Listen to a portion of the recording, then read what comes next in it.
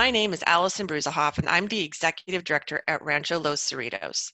I want to start off by saying thank you to Long Beach Gives and to everyone who has donated to our fundraising page so far. We are so grateful for your support, especially during the COVID-19 global pandemic. Your gifts mean so much to the Rancho. In fact, your ongoing support is what is allowing our beautiful gardens and outdoor spaces to stay open for the health and well-being of our families, neighbors, and community members to visit safely as we follow all COVID-19 protocols and safety measures. Your donations also mean that tonight, Rancho Los Cerritos will be opening 4 doors to never-before-seen rooms in our 176-year-old historic adobe home for you to preview. This restoration effort is part of our Opening Doors campaign. We have been working to open these historic 1930s spaces even through this pandemic.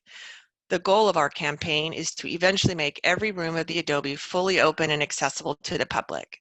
Now, I'm going to turn it over to Sarah, our historical curator, to share our restoration progress and to take you through each unique space.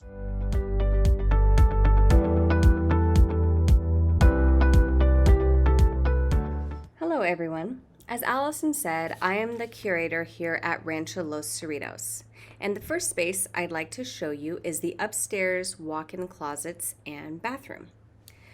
Here are some pictures taken before we began our restoration work. This used to be part of an office space, but it has always been our goal to make every single room in the adobe home an exhibit space. Yes, even the closets. The Mill Rock restoration team did many things to make this room look like it would have back in 1930. They repaired cracks in the walls and ceilings. They redid the electrical. They fixed the tiles and even took scrapings of the walls so that they could replicate the original paint colors accurately. This space was added onto the upstairs master bedroom, which is currently furnished in the 1870s style. When Llewellyn Bixby turned this rancho into his home in 1930, he added a lot of features to make the adobe more comfortable. First up is the bathroom. This gorgeous green tile was very popular color in the 1930s, and it was an example of the Mission Revival style that was prominent at the time. Indoor plumbing was one of the modern features that was introduced to the home during that 1930 remodel. 3 period bathrooms will be restored and furnished here at the adobe to illustrate how the spaces looked during the 1930s, once our Opening Doors campaign is complete. The Mill Rock restoration team re-chromed all the hardware in here, and they took apart and repainted the medicine cabinet, and they cleaned and repaired all the green tile, as I mentioned. They even hand-painted some of the repaired tile so that you really can't tell that it was ever damaged. Now, a fun little thing I want to point out is these candlestick lights on the side of the mirrors in the medicine cabinet. Now, this allowed Llewellyn and Avis, the owners of the home, to adjust the lights on the medicine cabinet to different heights. Avis was on the shorter side, while Llewellyn was quite tall. Now, over here is Avis's closet space. You can see it has a gorgeous view out to the private garden of the home. And as we move into the next steps of our Opening Doors campaign, we will be adding clothing and accessories that she would have worn in the 1930s to furnish this closet. And we also have some furnishing receipts here on the built-in dresser. And this is just a sampling of the many furnishing receipts we have in archives. And these are great because they help us determine how to recreate the furnishings that were here in this home in the early 1930s. Now over here is Llewellyn's closet, and his closet has a view into the courtyard. And this space will be furnished with clothing that would have been worn by Llewellyn, and possibly some golf clubs, since he was an avid golfer and very involved with the Virginia Country Club right next door.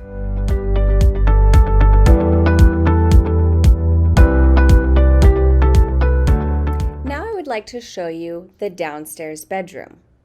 This space is being restored and furnished to look as it did when Llewellyn Bixby's son, Llewellyn Bixby III, lived in this bedroom as a young adult in the 1930s. As you can see from the before pictures, when we started renovating this space, we discovered extensive water damage to the adobe that needed to be repaired by the Mill Rock restoration team. This room is part of the south wing of the adobe, so you enter this space from the courtyard. This bedroom has a beautiful built-in wardrobe, and we were lucky that we had really detailed sketches in our archives of the cabinetry, and it had construction details that the Mill Rock team was able to use to recreate these built-in cabinets. Now, looking at these cabinets, you might be wondering, where is all the stuff? We are currently working on furnishing this space as well as the others that we're showing you. We are working on furnishing as well as creating all new educational programming so we can educate students and the public about the 1930s with these spaces. Now, everyone watching at home, if you have any questions about our restoration of the rooms through our Opening Doors campaign, be sure to type them in the comments. This is a drawing we have done of what the room might look like with furniture in it to help people visualize the finished product. And now that the room has been restored, we are working on collecting items from the 1930s to look as it did when Llewellyn Bixby lived here. Now, the window that looks out to the courtyard has an unusual feature that you might notice. There are bars on the outside of it. The reason is, before the home was restored, this served as a cattle ranch and then a sheep ranch. And so there were many animals wandering around, and as you can imagine, sometimes they would be curious and try to poke their heads into the different rooms at the adobe. And so bars were put on the windows. And when Llewellyn had the home remodeled in 1930, he kept many of these bars on the windows to maintain this architectural feature of the past and to honor the history of the structure. Now, the ceiling was hand painted to match the original color.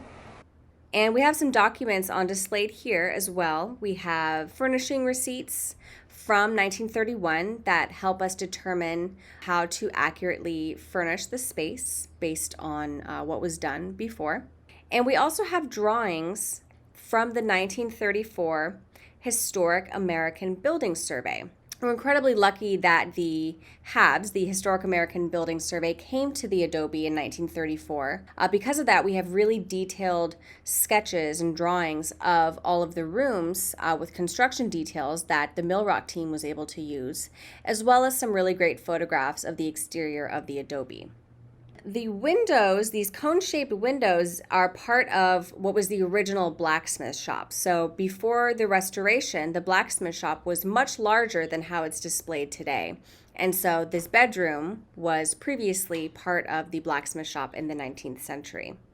And in the bathroom, we have more of that beautiful green tile, similar to what was upstairs, and the Mill Rock team restored this bathroom as well. And we'll go back out to the courtyard.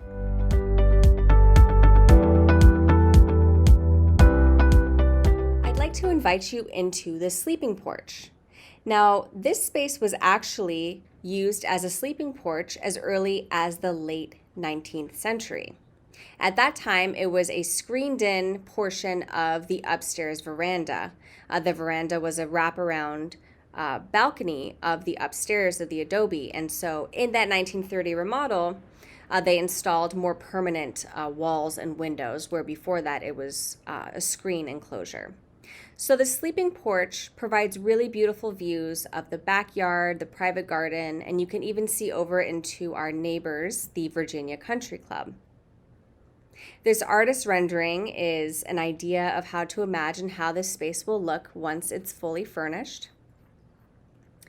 And this space used to be an office for many years, and so the restoration team needed to restore the original paint colors by doing paint sampling, and they also needed to replace the light fixture, because when this was an office space, the ceiling light fixture was your standard fluorescent light.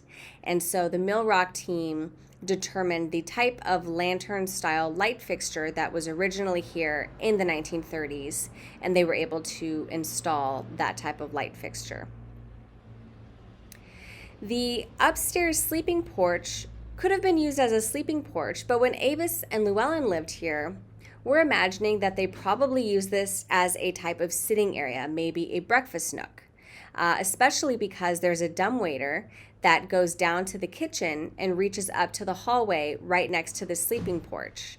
And so we imagine that they may have enjoyed breakfast up here, perhaps before Llewellyn would go next door to play a few rounds of golf. Now, the documents we have in this room, one of them is a bid sheet for the remodel of the home. And so this was an agreement of the type of work that needed to be done during that 1930 construction. And we also have planting lists that are really informative for recreating the landscaping of the early 1930s.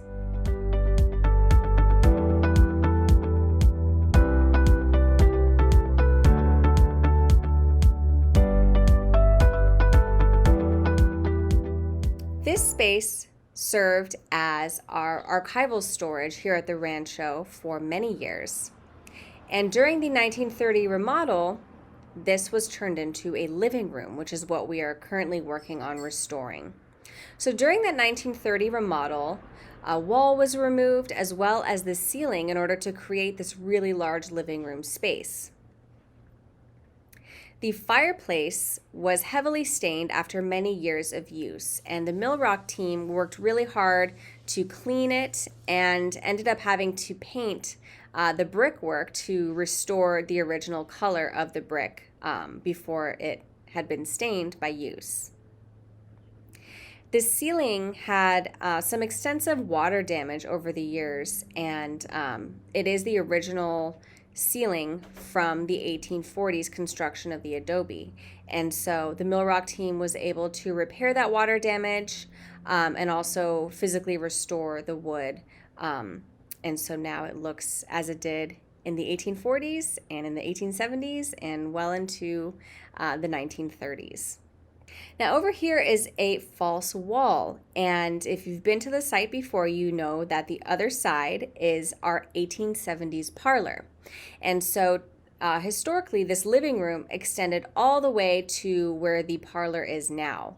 But we have this false wall so that we can keep our 1870s parlor display. So when this project is completed, we'll be able to show visitors a traditional 1870s parlor as well as a representation of a 1930s living room. So we'll have a comparison of these two social leisure spaces. The documents on display in this room include sketches of light fixture designs from the 1930 remodel. And so these are some details from archives that have been really useful for recreating the details of the 1930s. And we also have drawings from the 1934 Historic American Building Survey. Now, this project was conducted as a partnership between the National Park Service, the Library of Congress, as well as private enterprises. And the goal was to document historic structures throughout the United States. And the Rancho is part of this collection. So we have photographs of our exteriors as well as detailed drawings of our construction, both in our archives and also in the Library of Congress. We also have a view of this living room from a balcony upstairs.